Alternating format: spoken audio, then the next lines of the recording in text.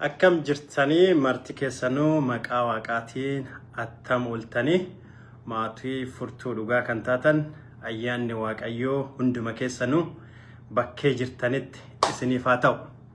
Guyyaan hadhaa ana biratti jimaata galgalaa namoota kaawwaniif sanbata ganama warroonni ta'es sanbata galgala warroonni ta'es baga guyyaa sanbataatiin geettanii happy sabbath isiniin jechuu jaaladhaa jechuudha. Fuula Facebookii kennaa waggaa 8 kan irratti tajaajilaatiin turre furtuun dhugaa sababii hin beekamneef suspendii nu jalaa ta'eera. Haga hennaatiif ammoo haga yoo waaqayyo nu gargaaree nu deebise haga isa deeffannuuf isa irratti hojjetarra hagasiif immoo karaa peejii kanaatiin deebinee dhufneerra.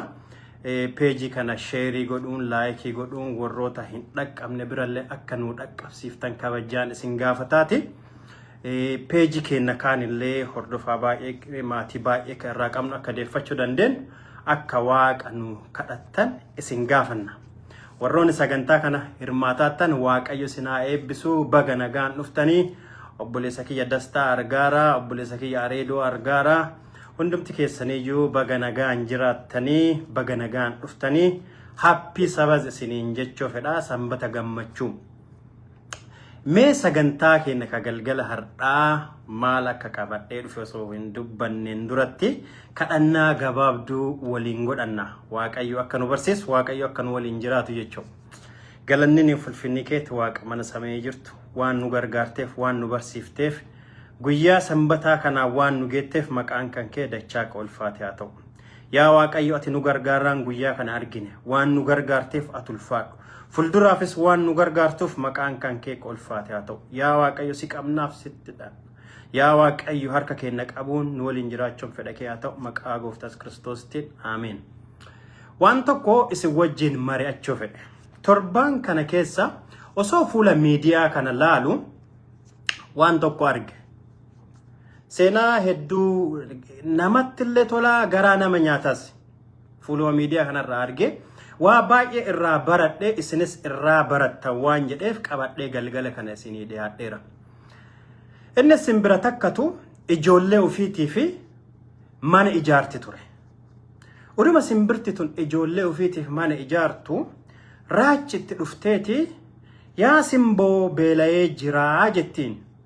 Jennaanin simbirattiin tuni biyyee haa nyaadhu an jetteeti raachatanaaf nyaata fuudhuuf lixxi.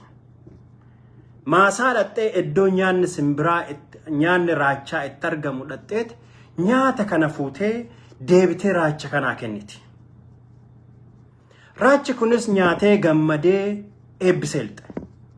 Haga raachi deeme simbirattiin tun deebitee mana ijoollee ofiitiif ijaaruu itti fuufte. Daa'imman ofiitiif mana ijaaraatti jechuudha. Osuma simbirattiin tun mana ijaartu ammallee raachi tun deebitee dhufte. Deebitee dhuftee yaa simboo jette naa. Akkuma argitu suulaaniin ka'ee manni kiyyaa cinaan biftaa tokko irraa na jalaa jigee. Akka argaattu duumessillee waan dhufaaduuf roobni hin roobaa nadhi isaa. Kanaaf mana kiyya cinaa jige saniin naa kabuu dandeettaa jetteen. Jennaan simbirri ammallee hayaa jettee ijoollee ofiitiif mana ka ijaaraattu lafa dhiistee raachaa mana ijaaru kutte. Muka keessa deemtee muka guurtee maal jettee dhuftee raacha kanaa mana ijaarte. Mana gaarii ijaartee fi deebite. Gaafa raachichaa mana ijaartee kaatee deebitu mana ijoollee ofiitiif ijaaruuf gaafa deebitu ijoollee isii bofti jalaa nyaateera. Hin jirtu. Simbirti tunin baay'ee gaddite. Baay'ees bootte. Waan gaarii hojjetaatti simbirri tun. Haga seenaa kan argeetiin jedhe waa tokko of gaafadhe. Maal inni dogoggorri simbirri tun hojjette? Maal balleessite? Akkuma argitan kitaaba irratti illee wal gargaaraa nama gargaaraa jedha. Simbirti tuni raacha gargaaruu deemte, dadhabaa gargaaruu deemte. Maal taatee ilmoon isii jalaa nyaattamte? Maal inni badiin isii ka jedhu yaadaatiin ture. isinillee warroonni laayinii kanarra jirtan maal inni dogoggorri simbirrituun goote raachi nyaata barbaada jettee nyaata bisii kenniteef mana ijaaru fedha manni na jalaa diigaara jettee mana ijaarteef garuu ijoolleen isii hin nyaattame maal balleessite osoo isin gaafadhe maal inni deebiin keessan simbirrituun maaliif ilmooleen isii jalaa nyaattamte maaf maatii ofii dhabde osoo waan gaarii gootu kunin gaafii hunduma keessaniifu isinii haa ta'u akkas jennaa miti namni waan gaarii godhu waaqatti liqeessaa jenna hennaa baay'ee akka mammaa kaatitti nama tokko yoo gaarii gootu yoo taane waan gaarii namni godhu tokko akka waan waaqaa liqeessuutitti jennee yaanna garuu haadhattiin tunin simbirattiin tunin osoo waaqan liqeessaattu ilmooleen isii jalaa nyaattame jechuudha mee deebii isin hundumtinuu waan yaaddan simbirritun waan balleessite akka naa dhiyeessitaniif asumaan isin gaafadhaa jechuudha akkaataa kitaaba qulqulluu irraatitti yoo ilaalleetiin jenne family is first jedha qajeela kitaaba qulqulluu keessatti maatiin kee jalqaba ta'uu qabaa jedha namoonni baay'een kan biroo gargaaruu fedhu baay'isanillee waan gaarii namoonni hojjechuu fedhan hin jiran namoota biraa gargaaruu ka fedhan garuu osoo maatiin kenna rakkoo irra jiru ta'uu hin qabu nama gargaaruun baay'isee gaarii namaaf ergamuun namaaf waa hojjechuun garuu ammoo haa ta'u kan namallee gargaaruu qabnu dura maatii kenna gargaarree dura maatii kenna gadhaabne maatii kennaan booda ta'uu qabaa jedha kitaabni qulqulluun dursa maatii kennaaf akka kenninu kan inni nu barsiiseetiin jedhu maatii kee tajaajiluun dirqama keeti maatii ofii kan keeti horatti maatii ofii kan keeti qabdu tajaajiluun dirqama kan keeti kitaaba Tiitoo boqonnaa 5:8 irratti yoo dhaan ilaalleetiin jenne akkas jedha yoo maatii kan kee gante jedha yoo maatii kan kee dhiifte jedha yoo maatii kan kee duubatti hambiste jedha yoo maatii kan kee booddatti hambistee ka biraati dura kennite jedha maatii kee ganuun akka waaqa ganuutitti laakkayamaa jedha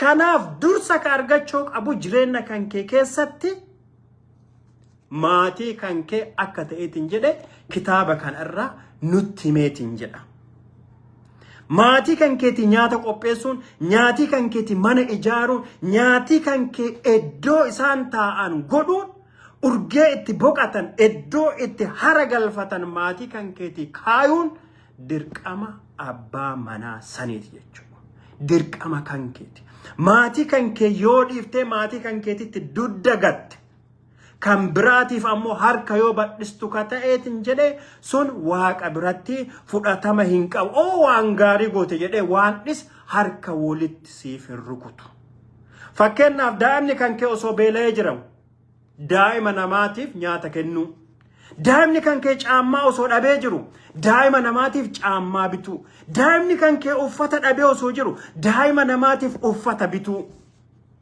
kunniin waaqa birattillee nama birattillee fudhatama hin qabu kanaafi Tiitoo boqonnaa 5:8 irratti namni maatii ofii gane maatii keessan dhiiftanii ijoollee keessan dhiistanii ka ofii hortan dhiistanii yoo ka biraatiif deemtanii yoo ka gantan ta'e namni maatii ofii gane akka waaqa ganeetitti laakkama wanni jedhuuf jechuudha irra deebisee immoo ka biraa immoo lammaffaa gaarummaa godhuun gaarii isiniin jedheera gaarummaan garuu ka jalqabuu qabu mana keessaa jala qabuu qaba gaarummaan ka jalqabuu qabu maatii keessaa jala qabuu qaba gaarummaan maatii irraa jala hin qabne gaarummaan diidan mul'atu gaarummaan sun gaarummaa miti fafakkeessummaa malee yoo ka mana keessan keessatti maatii keessan seeraan hin qabanne yoo mana keessan keessa akka haadha manaa teessan seeraan hin qabanne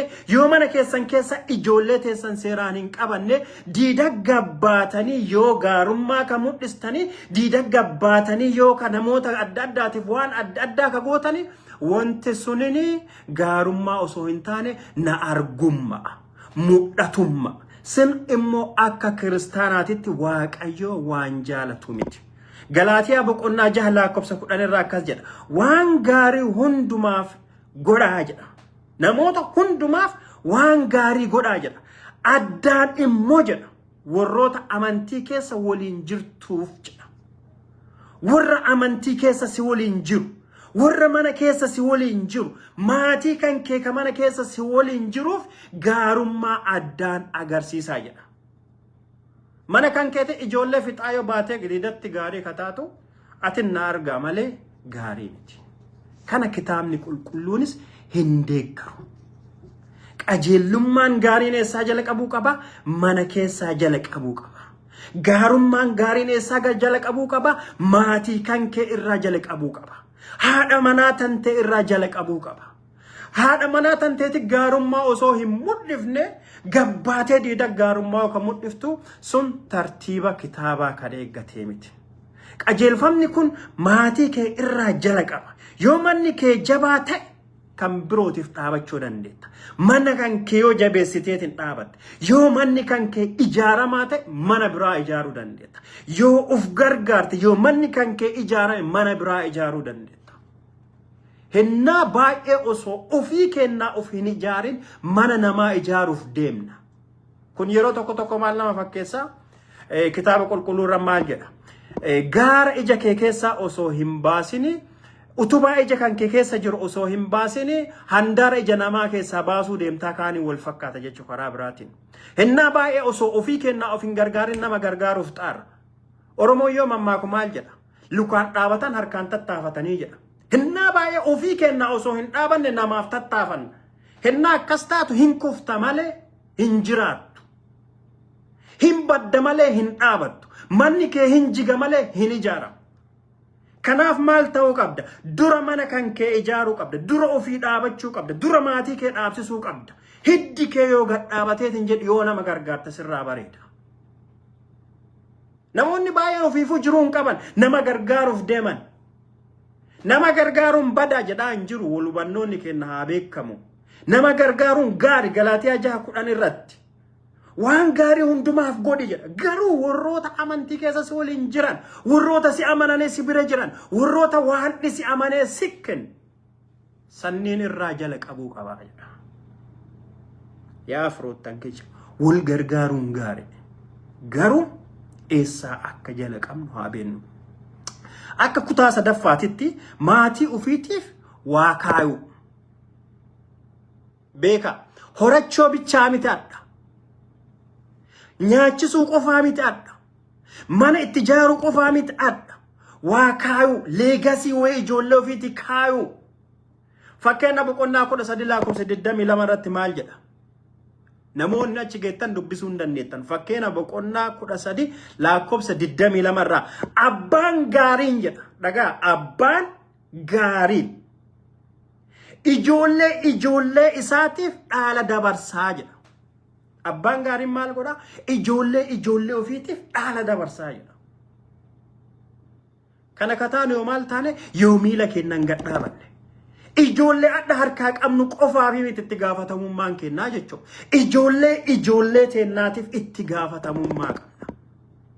Dhaleen nu adda kennu, wanti nu adda kennu ijoollee teennaatiif ta'uu qaba. Kanaafi osoo nama hin gargaarren duratti gad dhaabachuu qabna wanni jennuuf. Abbaan qaroon fuuldura ijoollee ofiitiif yaada. Abbaan qaroon adda irra taa'ee boru yaada. Boru irra dabarsee iftaan yaada. Iftaan irra dabarsee torbaan addaa yaada. Abbaan qaroon akkas jechuudha. Ijoollee ofiitiif ka yaadu. Waan gaarii godhuun gaarii ammallee. Garuu gaarummaan kenna mana keessa.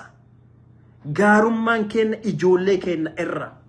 Gaarummaan kenna warra Waaqayyo amanee nu kenna irra jala qabuu qaba. Akka kutaa arfaffaatitti bootaan lakkoofsa qabxii arfaffaatitti Waaqayyo Waaqa tartiibaati. Waaqayyo Waaqa tartiibaati. Waanuma hojjetu hundumaayyuu Waaqayyo maalin hojjeta? Tartiibaan hojjeta. Qorontosii boqonnaa Qorontosii isa duraa 14 lakkoofsa 40 irratti maal jedha?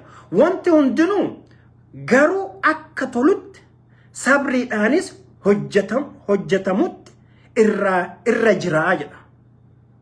Wanti hundinuu garuu akka tolutti sabriidhaan hojjetamutu irra jiraa jedha. Sabriin kun Oromiffa naannoo kamii akka ta'e hin beekne garuu akka ofii kiyyaa hubadhetti tartiibaan hojjetamuu qabaa jedha. Wanti hundumtinuu akka toluuf, akka toora ofii qabatuuf, akka iddoo ofii qabatuuf maal ta'uu qaba? Tartiibaan hojjetamuu qabaa jedha. Tartiibni dhala namaa maalinni? Tokko ana, ittaansee maatii kiyya, ittaansee fira kiyya, ittaansee biyya naannoo kiyya, ittaansee biyya kiyya, ittaansee addunyaa. Akkas deemaa jechuun tartiibni.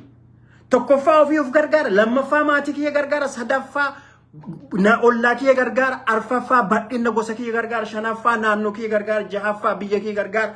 Addunyaaf deemaa jechuun. Asii achi deema malee achi as hin deemu. Baay'inni kenna maalinni? Asii mana kennaa hin taanu eenyu ta'uuf deemna? Addunyaa ta'uuf deemna. Eenyu ta'uuf deemna? Ollaa ta'uuf deemna. Eenyu ta'uuf deemna? Biyyaa ta'uuf deemna. Osoo ofii hin taane biyyaan taatu na amani. Osoo maatii keetiif hin taane gosaaf hin taatu na amani. Dura atiin jiraachuuf ofii keetiif maatii keetiif ta'uu qabda. Yoo maatii keetiif taateetiin jette biyyaaf taata. Yoo maatii kan keetiif taateetiin jette gosaaf taata. Dura ofii keetiif dhaabachuu qabdaa jechuudha. Qara Waaqayyo Waaqa tartiibaati isiniin jedheera. Tartiibni isaa maalinni? Tokkoffaa maatii keeti, lammaffaan immoo kan birooti. Bakka. Tartiiba kana eeggatee deema. Asii achi deema. Wanti Waaqa asii achi deema malee achi as hin deemu.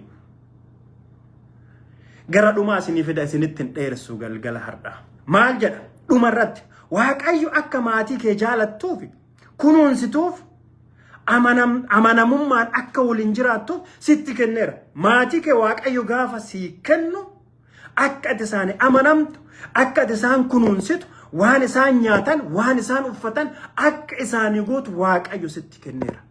Kun ammoo beekaa choice miti yootaan filannoo miti. Bakka kunin maalinni dirqama abbaa manaa tokkooti jechuudha. Kan biraa ammoo maatii kee dursuun immoo of jaalachuu miti. Kana beekaa.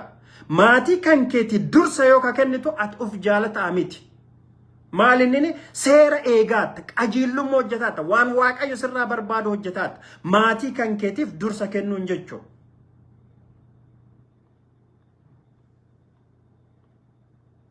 Yoo maatii kan kee gadhaabdee kaate immoo jechuudha. Yoo maatiin kan kee miilaan dhaabate, yoo atis miilaan dhaabatte dhaqiitii kabraa gargaari. Maatii kan kee miilaan dhaabachuun kabraatiif akka barakata taatu si gargaara. Maatii kan kee gammachiisuun kabraatiif akka eebba taatu si gargaara. Maatii kan keetiif waan boruu kaa'uun ofii kan keetiif gabbaatee kabraatiif waan boruu akka godhuu dandeettu si gargaara. Kanaaf wanti hundinuu faawundeeshinii guddaan iddoon ati kaa'uu qabdu iddoo maatii kan keetii kanaa jechuudha. Dursa maatii kan kee kanaa kennuu qabdaa jechuudha. Kanaaf qara jalqaba irratti dogoggora waan simbiraa dogoggorri isii maalinni ka jedhu isin gaafadheetin ture. Dogoggorri simbiraa dhaxxee gargaaruu hin turre. Gargaaruun isii gaari. Dhaxxee mana raachaa ijaaruun isii gaari. Dogoggorri isiin goote immoo maatii ofiitiif osoo mana hin ijaarin maatii biraatiif mana ijaaruu dhaxxe. Maatii ofiitiif seeftii isii osoo hin bilcheessitee lafa hin kaayin mana biraa irraa qe'ee biraa irraa rooba dhooguu dhaxxe. Maatii ofii bineensa jala dhiistee maatii biraa bineensa jalaa hambisuu dhaxxe. Gaafa akkas gootu maatiin biraa ati dhaxxe ka bineensa jalaa mana ijaarteef hin fayya. Maatiin kan kee immoo bineensaan nyaattama. Kun immoo pirinsipilii kitaaba qulqulluu keessatti dogoggora. Pirinsipilii kitaaba qulqulluu keessatti ati itti gaafatamtu maatii kan keetiif maatii kan kee qofa. Maatii kan kee gaafa gadhaabdee kaateen booda dhaxxee maatii biraa gargaarta. Gaafa qe'ee kan keetitti dallaa ijaartee fixxeen booda dallaa namaa dhaxxee ijaarta. Yaa firoottan kiyya warroonni mana kana keessa jirtan maatii keessan akka dursitan adda gorsa isinii kenna. maatii keessaniif mana akka ijaartan adda gorsa isinii kennu. Barumsa torbaan kana baradhe. Haga seenaa kana laaletin jedhe hedduu mataana nyaate. Maal inni dogoggorri isii eessa bira dogoggorte?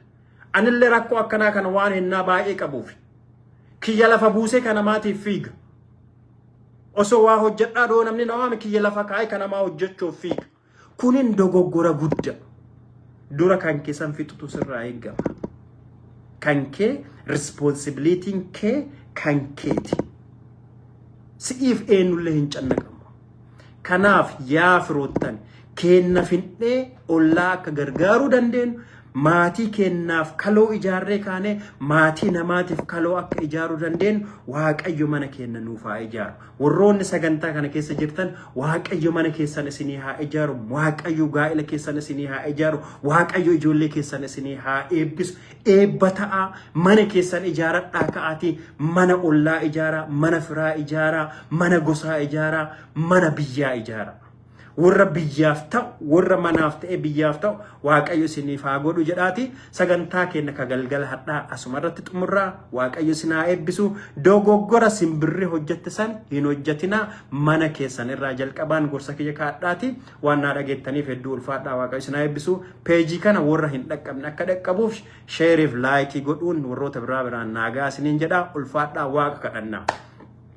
Guddifneessi galateeffannaa Waaqa jaalalaa gooftaa kiyya maatii nuu kenniteetta qe'ee nuu kenniteetta jireenya nuu kenniteetta gooftaa kee jireenya harkaa qabdan qe'een harkaa qabdan responsibility keessan kun ammoo yaa Waaqayyo dirqama keessan jettee nu barsiifteetta maqaan kee ulfaate haa ta'u dogoggora simbirattiin goote san akka hin goone dura maatii kenna jabeeffanneef hundumtinuu ulfaadhaa nagaan naa bulaa halkan gaarii